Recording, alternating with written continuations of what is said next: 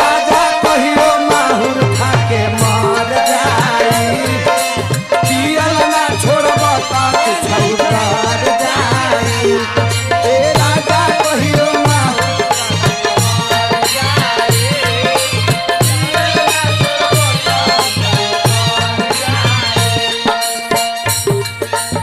औरतिया कहते ए अम्मा जी कहतरू ए बबुआ बो ए ना चुप रह ए पिया दे तेरा मुंह में पिया दे ले चिकना तो है। अच्छा औरतिया कहते ए अम्मा जी आधी आधी रतिया के भट्ठी पर से आवेले पीटी के गाड़ी हमार